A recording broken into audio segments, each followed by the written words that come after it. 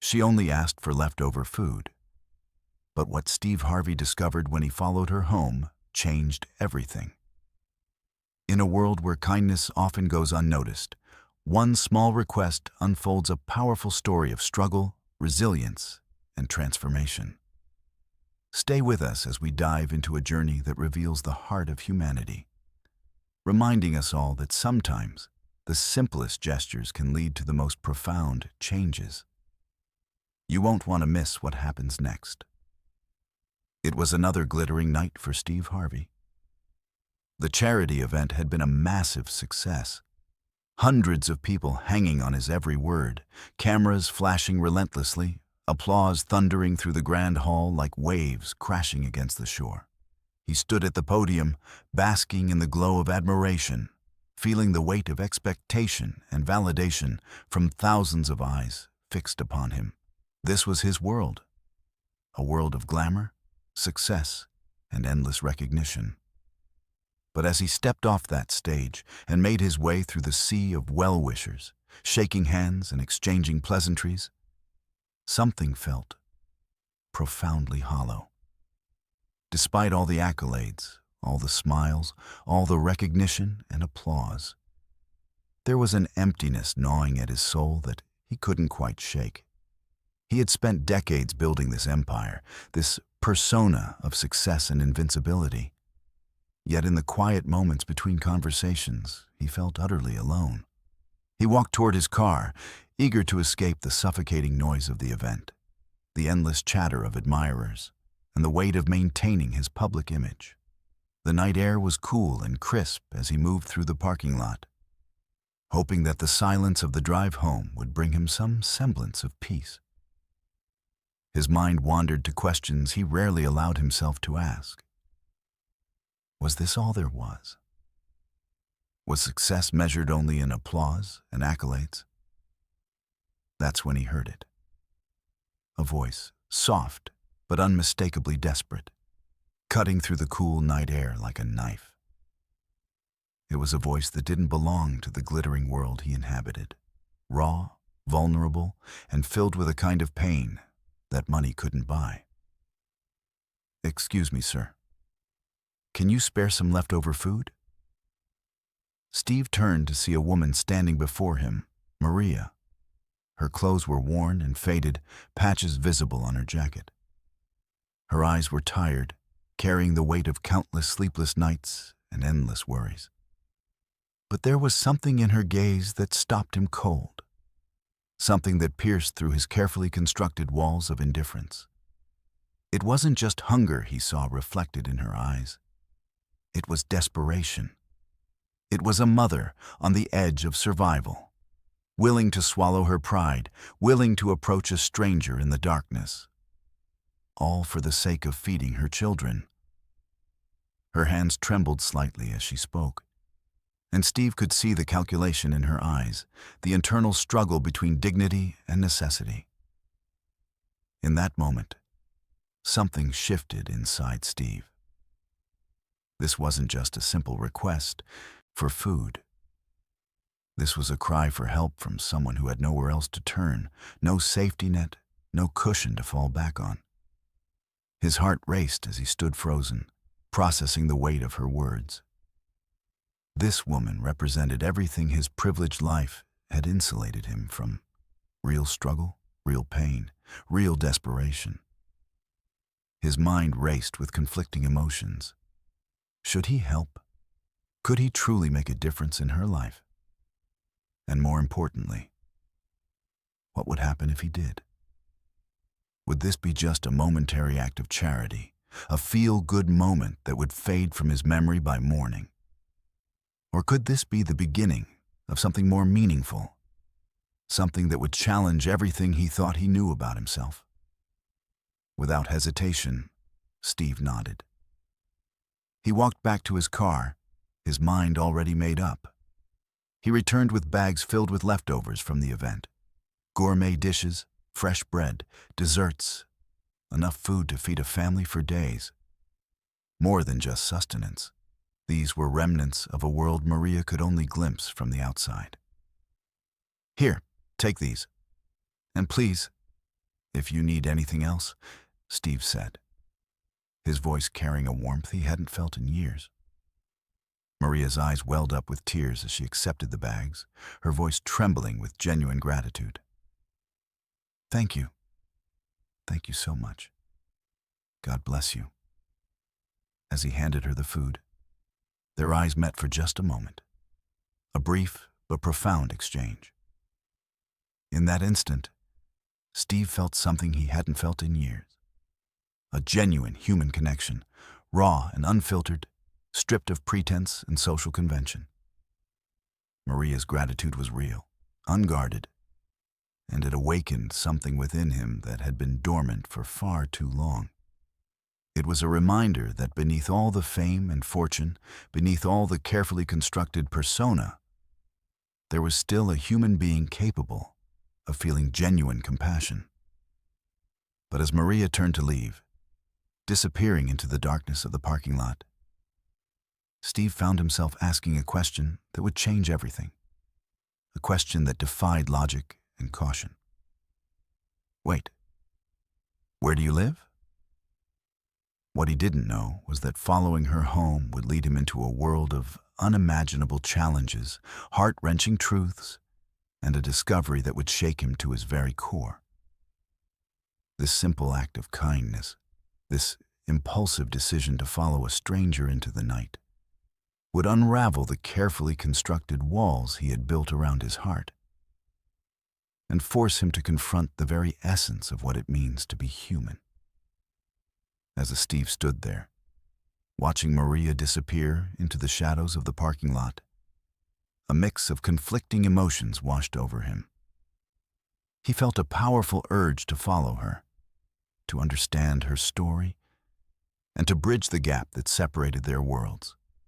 The emptiness he had experienced just moments earlier began to transform into a burgeoning sense of purpose, an unshakable determination to learn more about the life that lay beyond the glitz and glamour of his own.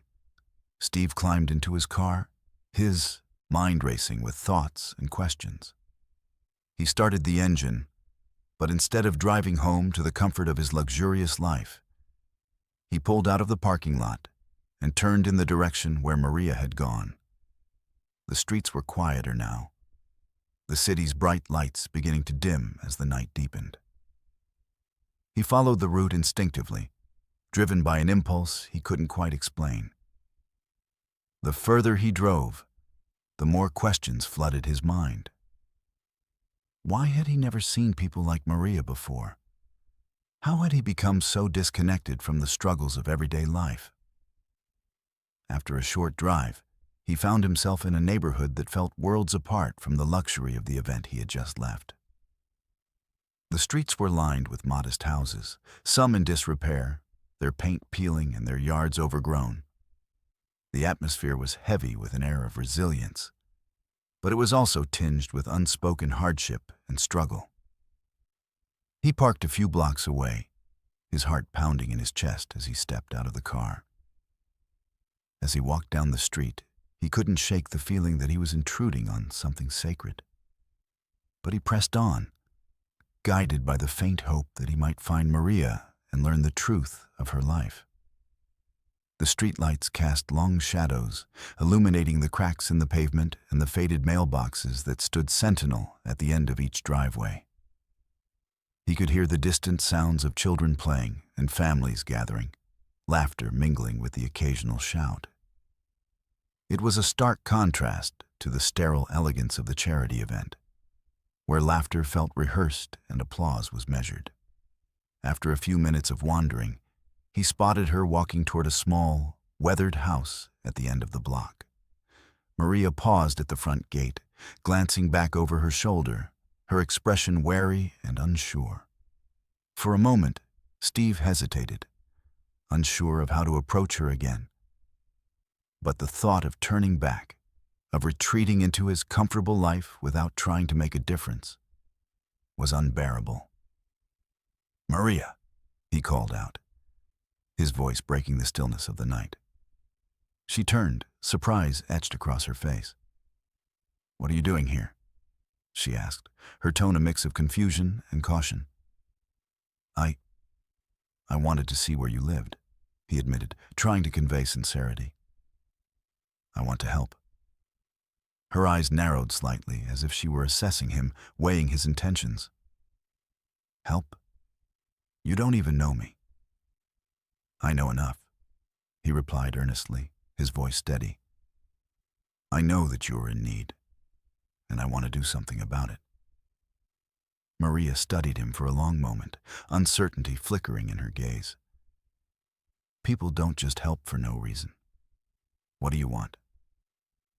Steve took a deep breath, the weight of his next words heavy on his chest. I don't want anything. I want to understand.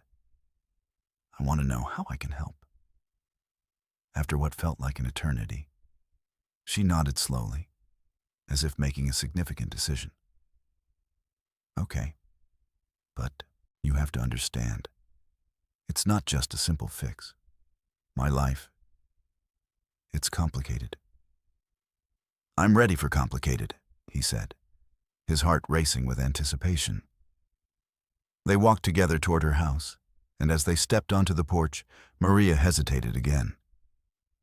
You might regret this, she warned, her voice barely above a whisper. I won't, Steve assured her, his heart swelling with respect for her strength. He was stepping into a world that was foreign to him, one that promised to challenge his perceptions and reshape his understanding of life itself. Inside, the house was small and cluttered, filled with the remnants of a life that had seen better days. The air was thick with the scent of unwashed dishes, the faint aroma of something simmering on the stove, and the underlying odor of dampness that often clung to older homes. Maria led him into the living room, where two small children were playing on the floor. An 8-year-old girl with bright eyes and a younger boy, no more than 5, who was enthusiastically building a tower with colorful blocks. Mommy, the little boy exclaimed, rushing toward her with open arms. Maria scooped him up, her face softening as she hugged him tightly. Hey there, buddy, she said, a smile breaking through her earlier tension. Did you have fun today? The girl paused her play, looking up at Steve with curiosity. Are you a superhero? She asked innocently, her eyes wide with wonder and imagination. Steve chuckled, caught off guard by the unexpected question. I'm not a superhero, but I'm here to help however I can. Do you have superpowers? The girl pressed, her imagination clearly running wild. As they talked, Steve felt the barriers he had built around himself begin to crumble. He watched Maria interact with her children, her love for them evident in every little gesture. He could see the exhaustion in her eyes, but also the fierce determination that came with being a single mother striving to provide for her family. It was clear that she was doing everything in her power to create a sense of normalcy for her children, despite the challenges they faced.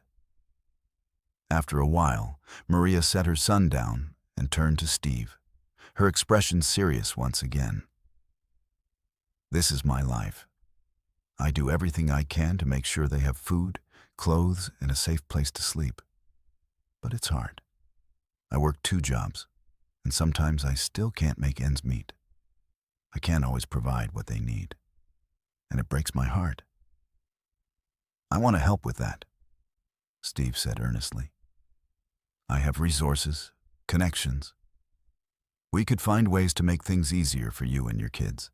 I have ideas for funding programs that could assist families like yours. Maria shook her head, a mixture of gratitude and skepticism in her eyes. You don't know what you're asking. It's not just about money. It's about dignity, pride. I don't want charity. I want a way to stand on my own 2 feet. I want to show my children that hard work pays off. I understand, Steve replied, his heart swelling with respect for her strength. but maybe together we can find a way to make that happen. Let me help you create opportunities. We can explore educational programs or even job training that could lead to better employment. She searched his face for sincerity, and after a long pause, she finally nodded. Okay, we can talk about it, but it won't be easy.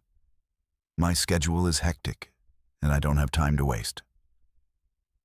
I'm ready for the challenge, he said, feeling a renewed sense of purpose. As they sat down together, discussing ideas and possibilities, Steve realized that this was just the beginning of a journey that would reshape both their lives. He was stepping out of his comfort zone, venturing into a world of struggles he had long ignored.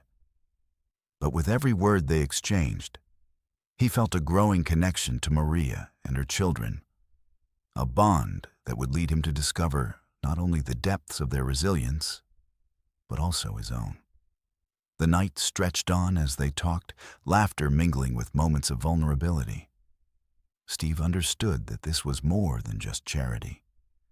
It was about understanding, compassion, and ultimately, a shared journey toward a better life for them all. He felt invigorated by the conversation, the weight of his previous life starting to lift as he realized that he was genuinely making a difference. Maria's children began to grow sleepy, their eyelids drooping as they leaned against their mother for support. Maria looked at them affectionately, and then back at Steve. I should get them to bed, she said softly. But I appreciate you being here. It means a lot to me. Thank you for trusting me, Steve replied, feeling a warmth spread through him. Let's set up a time to meet again soon. I want to help you however I can. As he left, Steve felt a sense of hope he hadn't experienced in years. He realized that this encounter was not just a fleeting moment of compassion, it was the beginning of a new chapter in his life. He had ventured into a world that had challenged his perceptions and opened his eyes to the struggles of others. And in doing so, he had found a purpose that transcended his previous pursuits. Driving home, he reflected on the evening. The laughter of Maria's children echoed in his mind, a joyful sound that contrasted sharply with the emptiness he had felt moments before.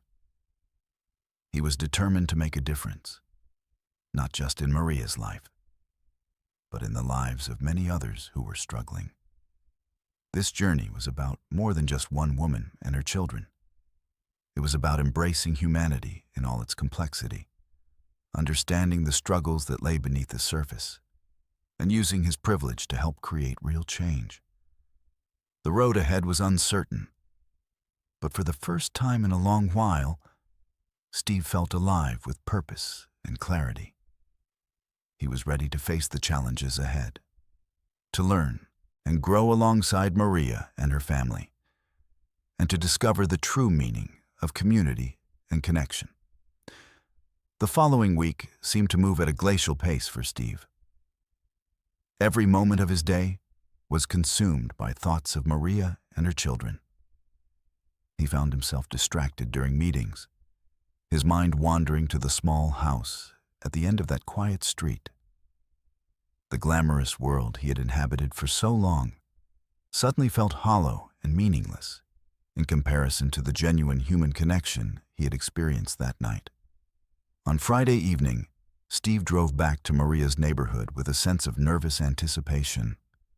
He had spent the entire week researching job training programs, educational scholarships, and community resources that could potentially help Maria and families like hers. His car was filled with folders, brochures, and contact information for various organizations. But more than that, he carried with him a genuine desire to understand Maria's story more deeply, to learn about the circumstances that had led her to this point in her life. When Maria opened the door, her expression was a mixture of surprise and cautious joy. She had clearly not expected him to return so soon. "Steve, you came back," she said, stepping aside to let him in. Of course I did, he replied warmly. I promised I would help, and I meant it. The children rushed toward him with an enthusiasm that melted his heart. The little boy, whose name he had learned was Tommy, jumped up and down with excitement. Steve, you came back. Did you bring superpowers? He asked hopefully. Steve laughed, ruffling the boy's hair. Better than superpowers, buddy. I brought ideas and resources to help your mom. Maria's daughter, whose name was Sarah, looked at him thoughtfully. Are you going to be our friend? She asked with the kind of innocent directness that only children possessed. I'd like that very much, Steve said, feeling a lump form in his throat at the simplicity and purity of her question. Maria invited him to sit down, and they settled around a worn wooden table in the small kitchen. Steve spread out his materials, explaining each opportunity with careful detail. He talked about job training programs that could lead to better paying positions, educational scholarships for the children, and community resources that could help ease the financial burden. But as he spoke, he noticed something in Maria's expression, a hesitation, a guardedness that hadn't been fully present before. He paused, setting down his papers. What is it? He asked gently. Tell me what you're thinking. Maria took a deep breath, her fingers tracing the edge of the table. You've been so kind, Steve. So generous with your time and resources. But I need to tell you the truth about my situation. I need you to understand why I'm so cautious about accepting help. I'm listening, Steve said, his voice steady and reassuring. Maria began to speak, her voice trembling slightly. She told him about her past, about how she had once been in a stable relationship, how she had worked as a nurse's assistant in a hospital. But her ex-partner had been controlling and abusive, both emotionally and financially. He had isolated her from her family and friends, gradually eroding her sense of self-worth. When she finally found the courage to leave him, she had nothing. No savings, no support system, and 2 young children to care for. I've been rebuilding my life from scratch, Maria explained, her eyes glistening with unshed tears. The 2 jobs I work are survival jobs. One is cleaning offices at night, and the other is working as a cashier at a grocery store during the day. I'm exhausted all the time, but at least I'm independent. I'm not relying on anyone. Steve listened intently, his heart aching for what she had endured. He began to understand that her initial reluctance to accept help wasn't about pride alone. It was about reclaiming her autonomy, her sense of control over her own life. Maria, he said softly, I understand now, and I respect that. But independence doesn't mean you have to do everything alone. Sometimes accepting help is a sign of strength, not weakness. It's about building a network of support that allows you to move forward more quickly. How do I know I can trust you? She asked, vulnerability evident in her voice. How do I know this isn't going to come with strings attached? It was a fair question, and Steve took it seriously. You don't, he admitted honestly. But I can tell you that my intentions are genuine. I'm not looking for anything in return except the opportunity to make a real difference in your life and your children's lives. Over the next few hours, they talked about Maria's dreams and aspirations. She confessed that she had always wanted to become a registered nurse, but the financial burden and her family responsibilities had made it seem impossible. Steve listened as she outlined her fears and doubts, and then he began to outline a plan. What if we could make it possible? He asked. What if we could find a way for you to pursue your nursing degree while still being there for your children? That's a fantasy, Maria said, though her eyes betrayed a flicker of hope. It doesn't have to be, Steve replied. There are programs designed for exactly this situation. Scholarships, grants, flexible education options. And I have connections in the healthcare industry who could help mentor you. As the evening progressed, Steve could see the walls around Maria's heart beginning to crack. She started to allow herself to imagine a different future, one where she wasn't just surviving, but thriving. The children fell asleep on the couch, their small bodies curled up against each other, a picture of innocent contentment. Maria and Steve continued talking into the late hours of the night. She shared stories about her childhood, about her dreams before life had taken an unexpected turn. Steve, in turn, began to open up about his own struggles. The loneliness that came with fame, the hollow feeling of success without meaning, the realization that he had built an empire, but lost sight of what truly mattered. I think we both need this, Maria said at one point, her voice thoughtful. You need to remember what it means to be human, and I need to remember that there are still good people in the world. Maybe that's why we met, Steve suggested. Maybe it was meant to happen. As midnight approached, Steve knew he couldn't stay much longer. But before he left, he made a commitment. I'm going to help you get into a nursing program.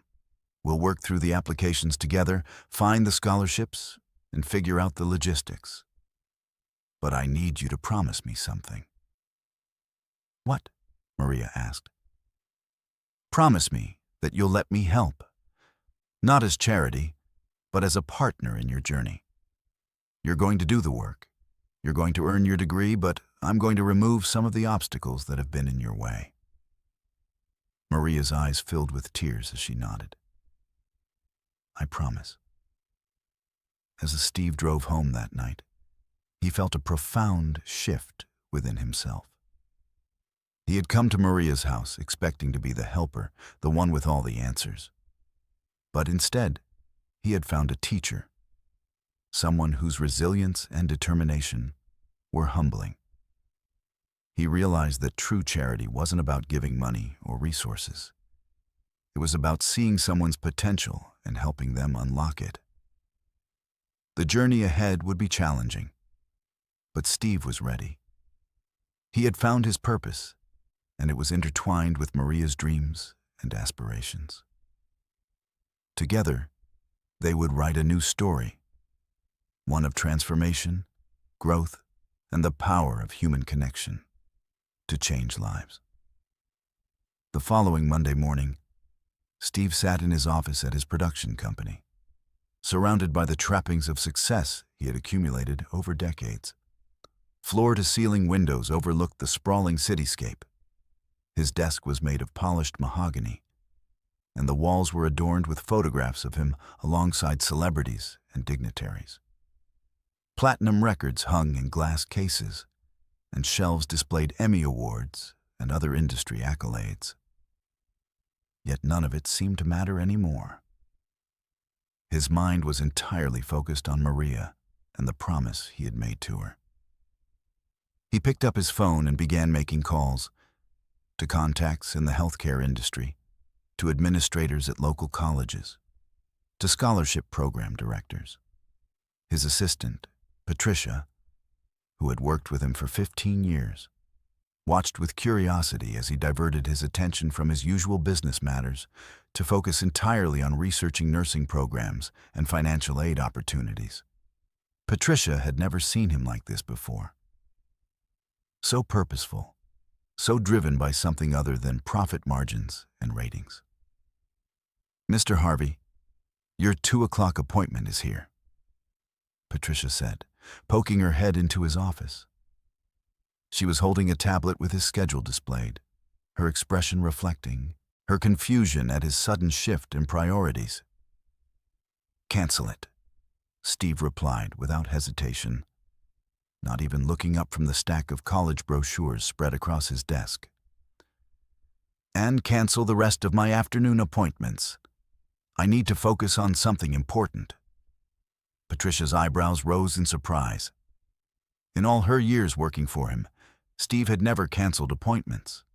He was known for his punctuality and his unwavering commitment to his business. "Is everything all right, sir?" she asked, genuine concern evident in her voice.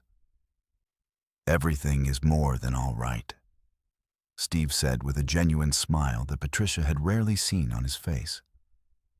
"I'm finally doing something that matters." Over the next few weeks, Steve became consumed with helping Maria navigate the path toward her nursing degree. He spent evenings at Maria's house, sitting at that worn wooden kitchen table with its slightly wobbly legs and faded surface, filling out application forms and researching scholarship opportunities. He brought with him notebooks filled with information about different nursing programs, their admission requirements, and their financial aid packages. He helped her prepare for the entrance exams, quizzing her on anatomy and physiology, chemistry and microbiology. He used his connections to arrange meetings with nursing program directors who could potentially offer her flexible scheduling options that would allow her to balance her studies with her responsibilities as a single mother. Maria, for her part, was determined and focused in a way that inspired Steve. She studied during her breaks at work, attended evening classes to refresh her knowledge after years away from formal education, and spent her limited free time preparing for the entrance exams. She would wake up early before her children to study, and she would often stay up late into the night, poring over textbooks by lamplight. Steve watched her transformation with admiration. She was no longer just surviving. She was actively building a future, not just for herself, but for her children. One evening, as they sat together reviewing flashcards in the dimly lit kitchen, Maria's phone rang. It was an unexpected call, and Steve could see the tension immediately flood her body as she answered. Her face paled, and her knuckles turned white as she gripped the phone. "No, you can't see them this weekend," Maria said firmly, though her voice trembled slightly with barely suppressed emotion. "We've been through this. The court order is clear. You have scheduled visitation on alternate weekends, and this is not one of your weekends." Steve listened as Maria navigated the difficult conversation with her ex-partner. He could hear the muffled voice on the other end of the line, angry and demanding. Maria's responses became more strained, her breathing more rapid. After several minutes of back and forth, she finally hung up the phone, her hand shaking. "Is everything okay?" he asked gently, moving closer to her and placing a reassuring hand on her shoulder. "He's been trying to gain custody of the children," Maria explained, her voice heavy with worry and exhaustion. "He claims he's changed, that he wants to be part of their lives. But I know him. I know what he's capable of. He's just trying to control me again, to manipulate me like he did before." Steve's protective instincts flared immediately. He had come to care deeply for Maria and her children, and the thought of anyone threatening their safety or well-being made his blood boil. "Have you spoken to a lawyer about this?" he asked, his voice taking on a determined edge. "I can't afford a lawyer," Maria said, the frustration evident in her voice as she stood up and began pacing back and forth across the small kitchen. "I've been trying to handle it myself, using online resources and legal aid websites, but it's overwhelming. The legal language is confusing, and I'm terrified that I'm going to say or do something wrong that will hurt my case." Steve's mind immediately began working on solutions. Without hesitation, he made another decision. "I'm going to help you find a good family law attorney. This is too important to navigate alone. You need professional representation." Within days, Steve had connected Maria with Sarah Chen, an accomplished family law attorney who specialized in cases involving domestic abuse and custody disputes. Sarah had built her reputation on fighting for mothers and children who had been victimized by abusive partners. When Steve explained Maria's situation to her, Sarah's expression softened with compassion. She agreed to take Maria's case pro bono, impressed by Steve's genuine commitment to helping Maria and deeply moved by the details of Maria's story. The first meeting with Sarah took place in her office, a tastefully decorated space with comfortable furniture and walls lined with books on family law. Sarah listened intently as Maria recounted her experiences with Marcus. The emotional abuse, the financial control, the isolation from family and friends. She took detailed notes and asked probing questions, building a comprehensive understanding of the situation. By the end of the meeting, Sarah had developed a strategy for the custody case that would highlight Maria's strengths as a mother while documenting Marcus's history of abuse. As the weeks turned into months, Steve's life underwent a dramatic transformation. He began to restructure his schedule, delegating more responsibilities to his team at the production company. His CEO, Michael, initially expressed concern about Steve's reduced involvement in the day-to-day operations. But Steve assured him that the company was in good hands and that this new direction was something he needed to pursue. He started spending more time with Maria and her children, helping with homework, cooking meals together, and creating memories that felt infinitely more valuable than any award or accolade he had received in his career. He discovered that he had a talent for teaching. Tommy responded well to his patient explanations of math problems, and Sarah loved the stories he would tell her about his experiences in the entertainment industry.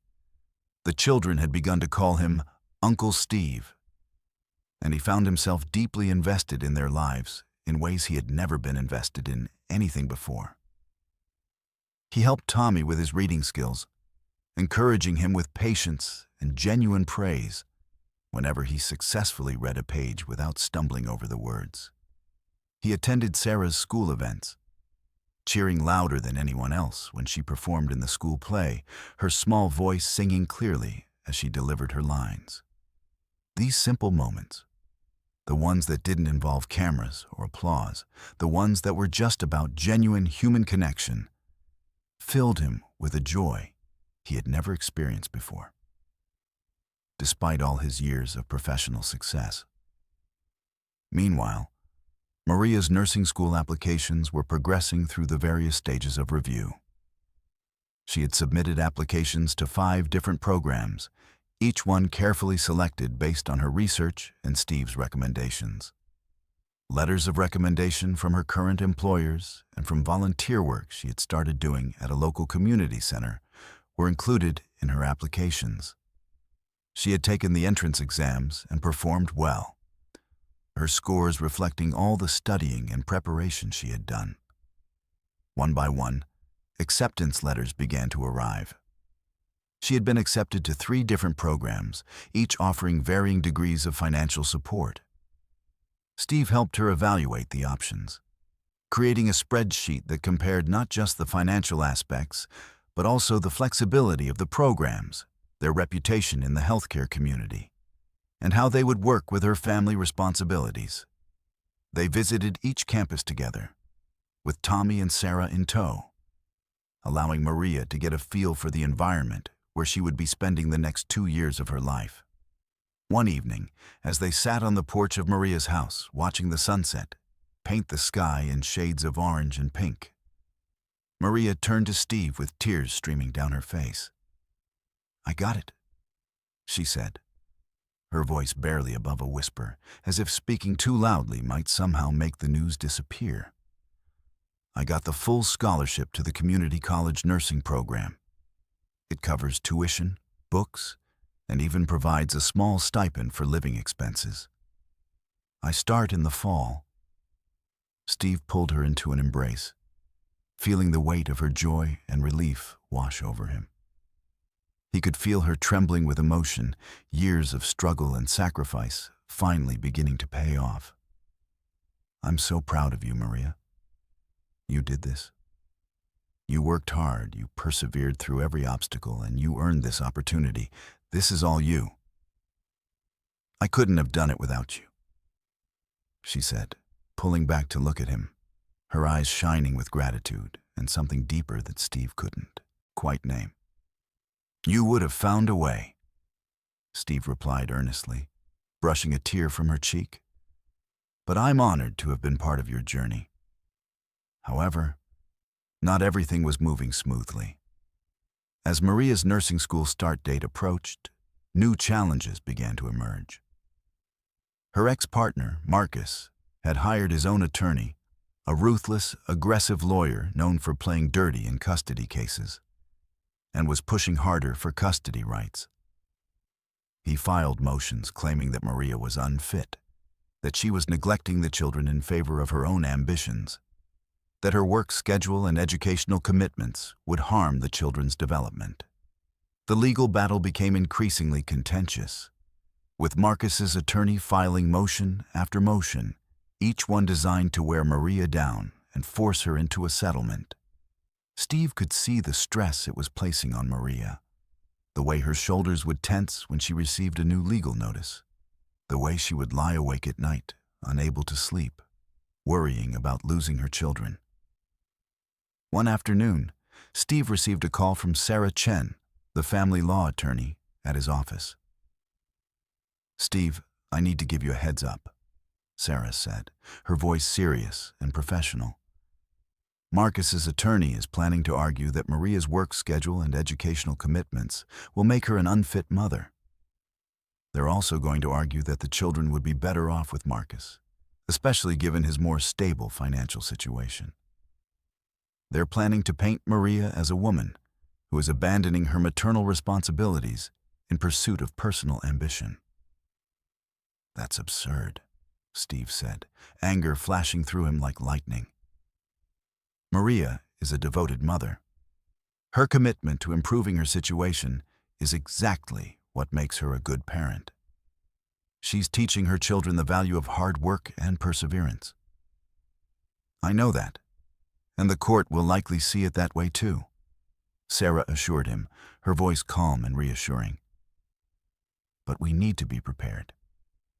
We need to show the judge that Maria has a strong support system in place, that her children are thriving, and that her educational pursuits are in the best interest of the family. We need to counter their narrative with evidence of her dedication and love. Steve thought for a moment, his mind racing through possibilities. Then an idea began to form, taking shape like a sculpture being carved from marble. What if I became her official sponsor? What if I could provide documentation showing that I'm helping to support her financially during her nursing school, that I'm helping with childcare, that the children have a stable environment? What if I became a character witness for her? That would certainly help, Sarah said thoughtfully. But, Steve, I want to make sure you understand what you're committing to. This could be a long process, and it will require a significant investment of your time and resources. Are you prepared for that? I understand, Steve said firmly, with absolute conviction. And I'm committed to seeing this through, no matter what it takes. Over the next few weeks, Steve worked closely with Sarah to prepare documentation for the custody case. He provided detailed letters of recommendation for Maria, carefully crafted documents that detailed her character, her dedication to her children, her work ethic, and her unwavering commitment to providing a loving home for Tommy and Sarah. He spoke about specific instances where he had witnessed her putting her children's needs first, about the sacrifices she had made, about the love that was evident in every interaction with her kids. He worked with a financial advisor to set up a trust fund for the children's education, ensuring that their future would be secure regardless of what happened with the custody case. The trust would cover their college expenses, providing them with opportunities that might otherwise be unavailable to them. He also arranged for the children to attend a private school known for its excellent academics and nurturing environment, further demonstrating his commitment to their well-being. More importantly, he was present. He attended every appointment, every court hearing, every consultation with Sarah. He sat beside Maria in the courtroom, his presence a silent show of support. He was there for Maria when she was overwhelmed, offering support and encouragement when she felt like giving up. He was there for the children, providing stability and love, helping them understand that the legal proceedings were not a reflection of their mother's love for them. As autumn arrived and Maria began her nursing school classes, Steve found himself in a new role, not just as a helper, but as a true partner in Maria's life. He helped her balance her studies with her responsibilities as a mother. He would help her create study schedules that allowed her to attend classes while still being present for the children's dinner time and bedtime routines. He celebrated her successes in her classes, whether it was acing an exam or finally understanding a complex concept that had been giving her trouble. He supported her through the difficult moments when she questioned whether she could do it all. When the weight of everything, the nursing school, the custody case, the financial stress, seemed too much to bear. During those moments of doubt, Steve would remind her of how far she had come, of the obstacles she had already overcome, of the strength she had already demonstrated. He would make her favorite meal, help the children with their homework, and then sit with her as she studied, offering quiet companionship and support. One evening, as they sat together after the children had gone to bed, Maria looked at Steve with a mixture of gratitude and something else. Something that Steve couldn't quite identify, but that made his heart race and his breath catch in his throat. "You've changed my life," Maria said softly, her voice barely above a whisper in the quiet of the night. "But more than that, you've changed yourself. I can see it in you, the way you found peace, the way you're truly present in the moment. You're not the same man who came to my house that first night."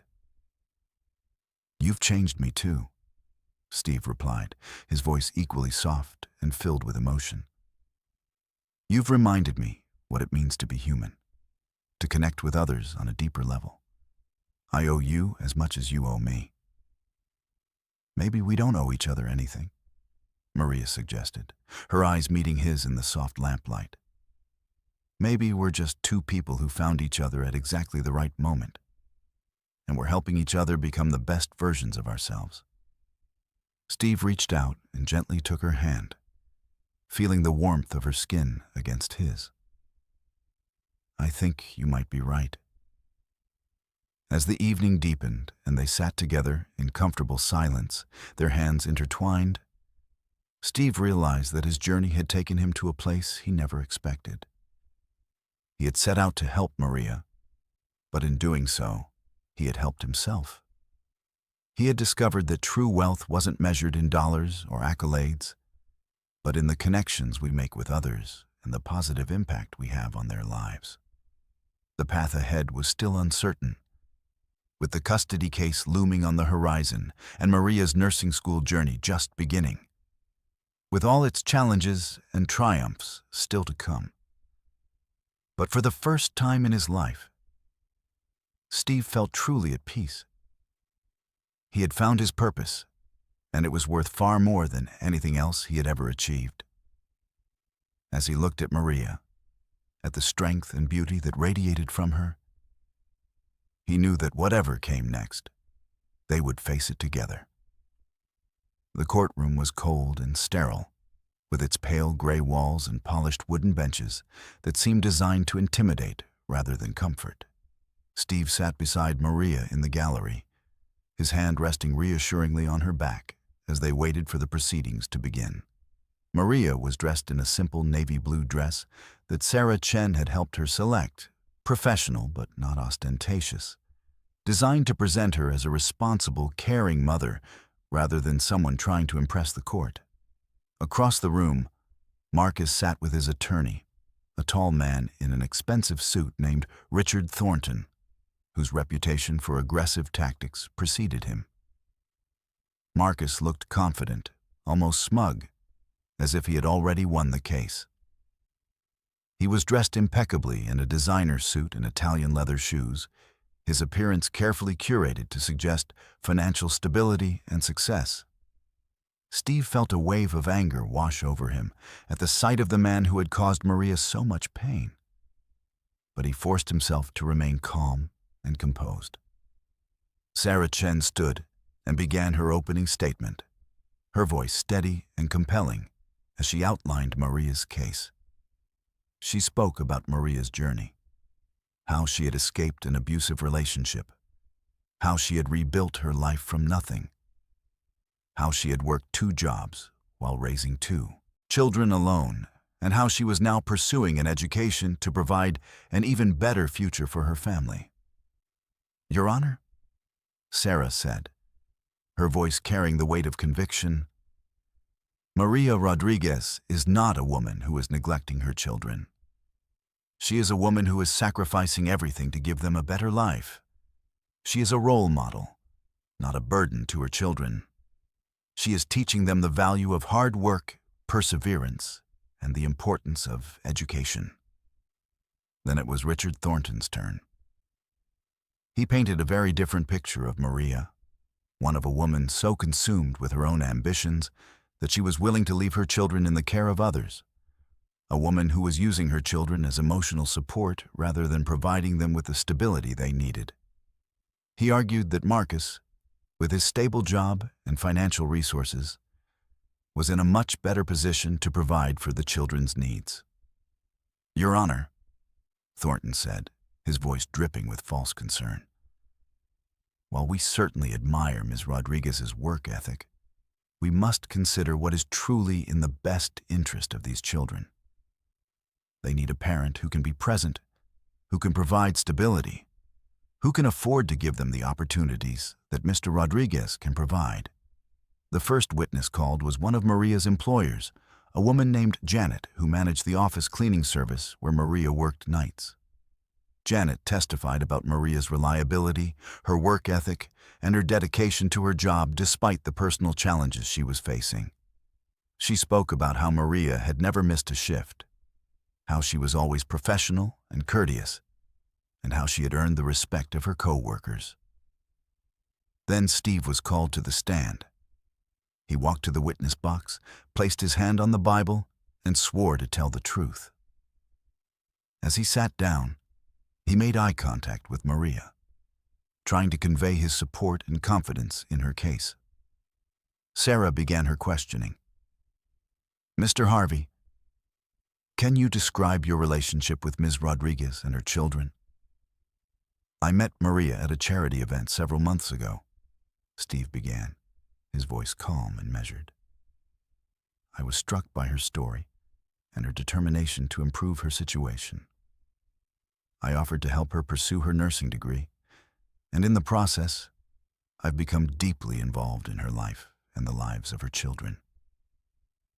"And what have you observed about Maria as a mother?" Sarah asked. "She is an exceptional mother," Steve said, his voice filled with genuine emotion. "I have watched her balance 2 jobs, prepare for nursing school, and still find time to help her children with homework, to attend their school events, to listen to their concerns, and provide them with love and support. She puts her children's needs above her own in every decision she makes." "Have you ever observed any neglect or abuse?" Sarah pressed. "Never," Steve said firmly. "Not once. What I have observed is a woman who loves her children fiercely and who is willing to work herself to exhaustion to provide for them and to give them a better future." Then Richard Thornton began his cross-examination, his tone aggressive and accusatory. "Mr. Harvey, isn't it true that you are financially supporting Ms. Rodriguez?" "Yes, I am helping her with tuition and other educational expenses," Steve acknowledged. "And isn't it true that you are spending a significant amount of time at Ms. Rodriguez's home, essentially living there part-time?" Thornton pressed, his voice taking on an insinuating tone. I spend time at her home to help with the children's education and to provide support to Maria. Steve replied calmly, refusing to be baited by Thornton's implications. So, you admit to having a personal relationship with Ms. Rodriguez? Thornton continued, his eyebrows raised. I have a caring relationship with Maria and her children, Steve said carefully. But my primary focus has been on helping her achieve her goals and ensuring that her children have the support they need. The questioning continued, with Thornton trying to paint Steve as either a deluded philanthropist or someone with ulterior motives. But Steve remained composed and honest, refusing to be manipulated or provoked. After Steve's testimony, the court heard from Tommy and Sarah's teachers, who both testified that the children were thriving academically and socially.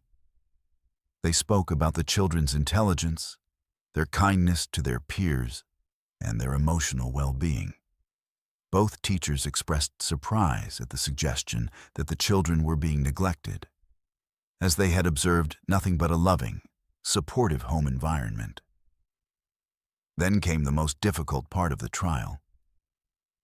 Marcus took the stand.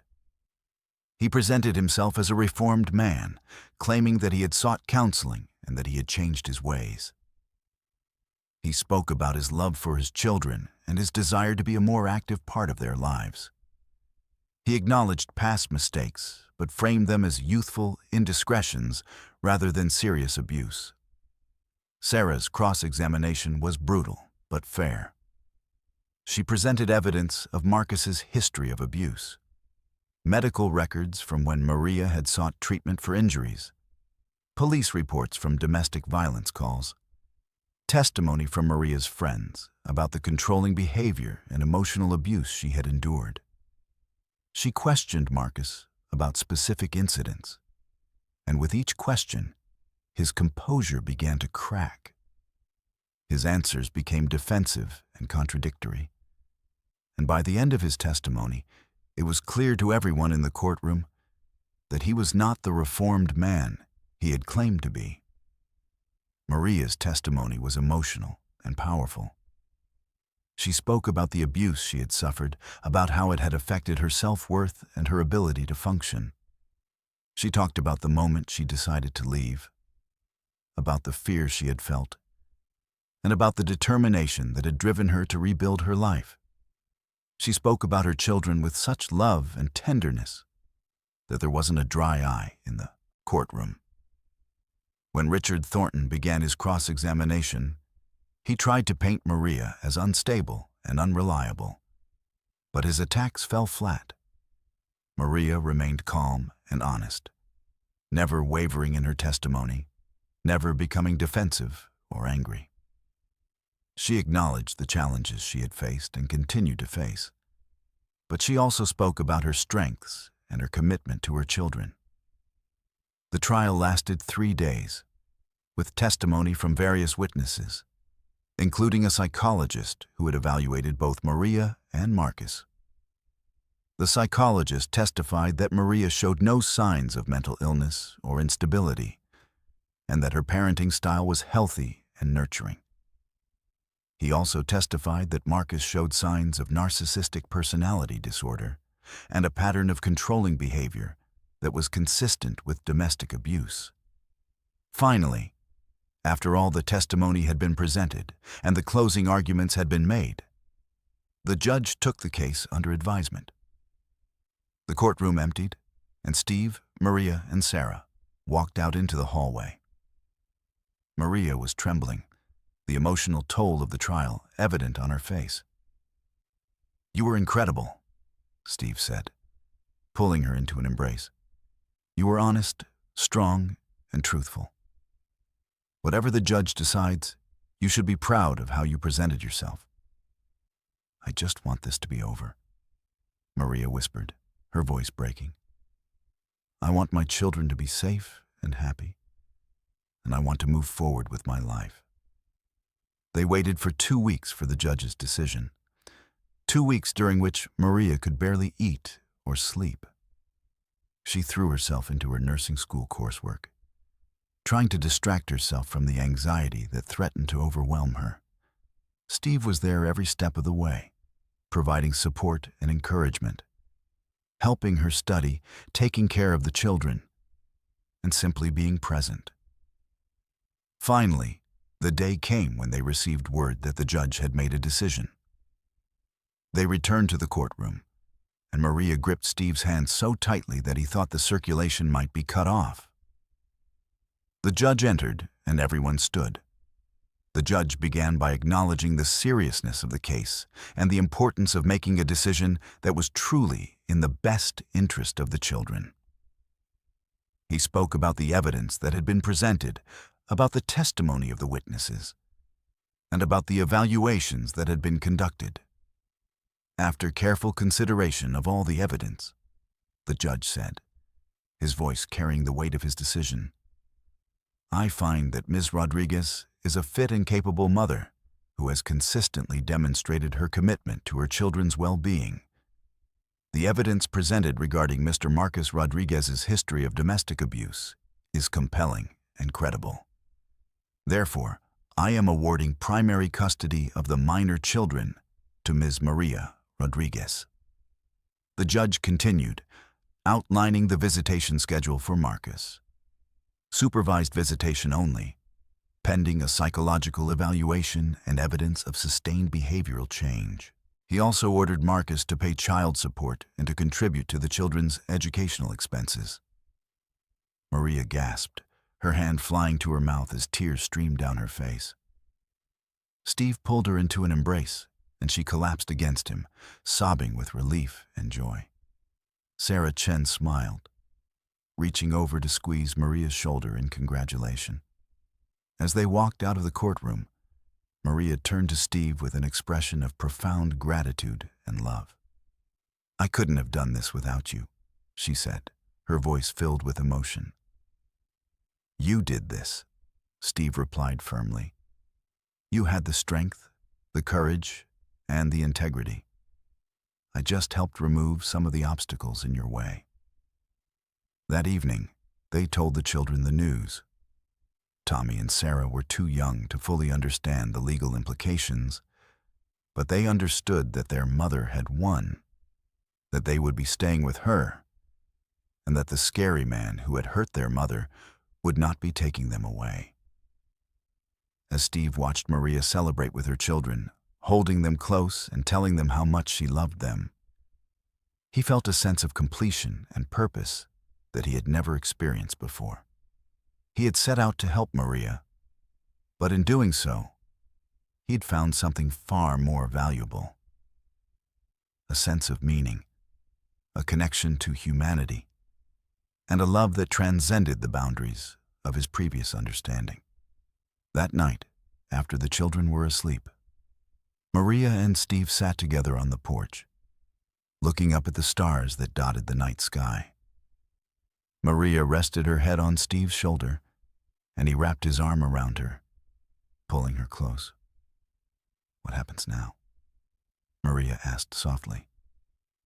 "Now," Steve said, his voice filled with tenderness, "we continue building this life together.